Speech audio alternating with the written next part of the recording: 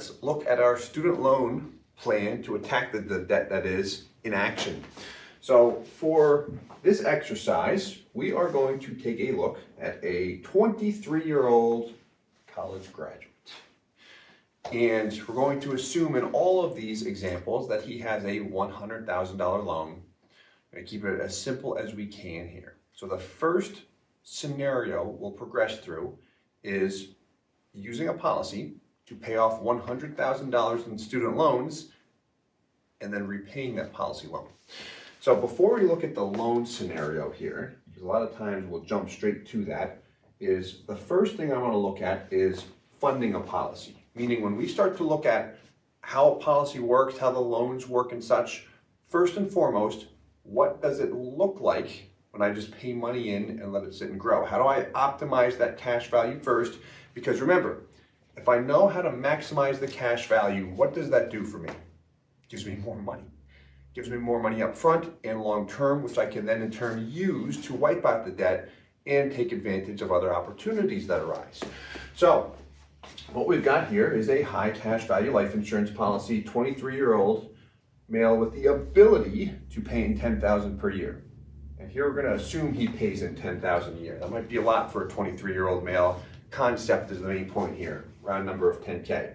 But I did use this word, ability, does not mean he's committed to 10K per year. So what we've got going on here, to touch on this very quickly, we have a $1,000 premium,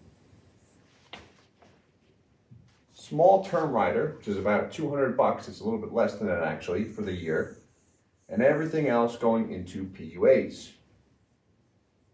Premium dollars, what's going to happen with this? Years 1 and 2, I'm not going to see that show up in cash value. Year 3 forward, I will see that show up in cash value. So the base premium of $1,000, year 1 and 2, nothing in cash. Thereafter, comes back to cash, starts to earn interest. This is important, just setting the ground because we're trying to beef up the cash value. PUAs accelerate the cash growth. This is where I have 86, almost 87% right off the bat. Crossing over or breaking even year 5, where here I've paid in 10 for 5 years, 50K, and I have 50K in cash, a little bit more. Okay, and in this first example, we're just going to look at payments for 30 years. And we could go longer or shorter, but we're going to fund it for a long period of time. And why we're going through this is going to be the comparison or the gauge when we look at all loan scenarios. We're going to have this on the left of each spreadsheet so we know exactly what to compare it to. I can borrow and repay, hey, it's great, but what did it look like if I didn't take a loan in the first place? So I paid in $300, there's my cash, $620. This policy does not MEC at any point in time. Our MEC limit is $11K. Okay, let's take a look. So on the left, exact same scenario that we just looked at. These numbers, we just pulled them from the illustration. You can see that year 5, there's my crossover point. Now, if I have student loans or any type of debt, especially if it's high interest, I want to attack that quickly, right? I want to practice some, call it velocity banking here, and use this, the cash value life insurance policy, as my line of credit source. So what we're not going to do here is just wait until we've got 100K built up in the policy and then attack it in one lump sum. We can do that. However, let's attack it more aggressively. And we can attack it more aggressively than what we have illustrated here. So on that point, I can loan for my policy whatever I have in cash value. Meaning in the first year, if I pay in 10, I've got $8,600. That's what I have access to. Now keep in mind, I paid in 10, I've got 85, so that's a negative, call it about $1,400 hit. Does it make sense to borrow? Not all the time, but I can access it. So here's the money I have access to. That's my line of credit, or the amount of equity I can pull from the policy. So I pull out a 15K loan in year 2. And then what we're doing in this model is continuing to paying $10,000.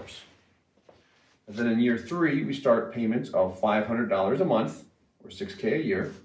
The interest rate on this policy is 5%, and that accrues at annual simple interest. If you want more information on how policy loans work and the loan interest accrual, we do have some content on that as well, which I'd point you to. So we pay it back.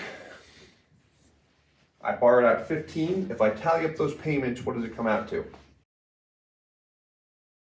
$16,449.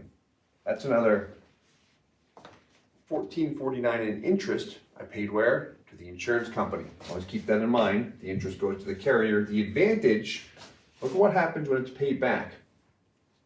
$50,000, $50,000. So we're not paying in any extra PUA or extra interest payments.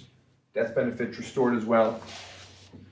Main point here is there's no lost opportunity cost. Just like if I'm borrowing against that real estate, money's still at work for me on that home if the appraisal value is still appreciating at 5%. Okay, so we pay that loan off and then immediately pull out another loan, $55K. Quick side note, we can take loans every year as we have cash. And there are times we model that. For simplicity, we waited until we paid off a loan before we pulled out the next. So in reality, we could chip away at that 100K much faster than we have here. So we pull out 55. So now my total balance, or the amount I've pulled out, is 70,000. So the remaining student loan would be what? If it was 100, now it's down to 30. Okay. Then we start making payments at 1,000 a month. And this is in addition to the 10K.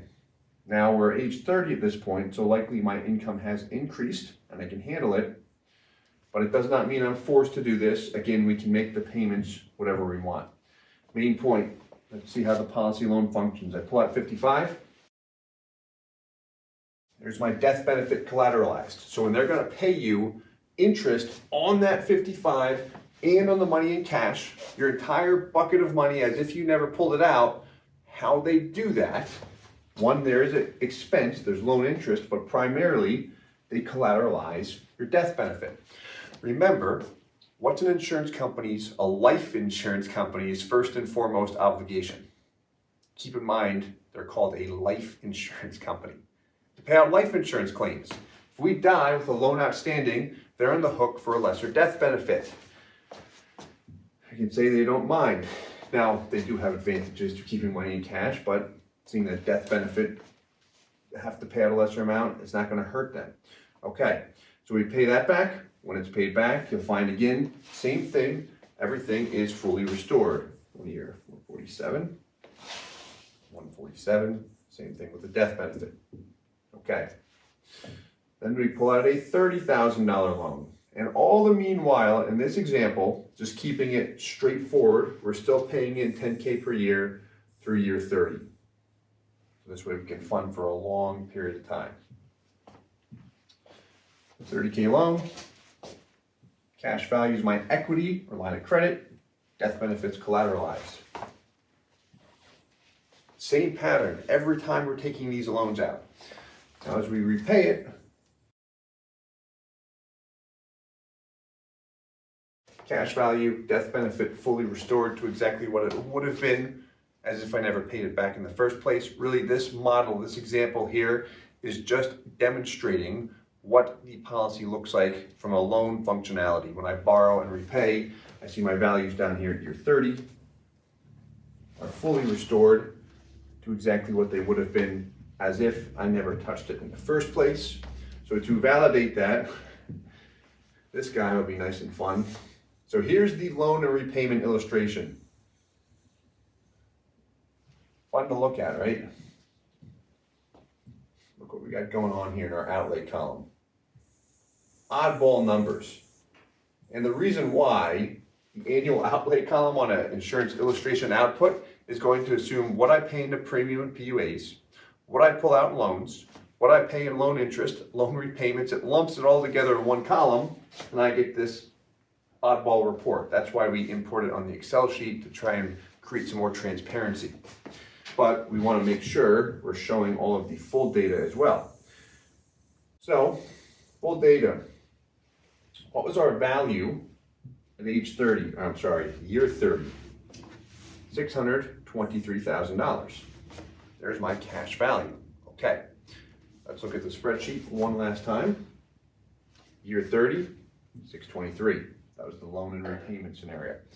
So in this scenario, I've continued to pump in $10,000 every year and make loan repayment as I'm paying that 10K. So we're going to look at a couple different scenarios in the next few segments in the event that my cash flow would not support what we just illustrated here.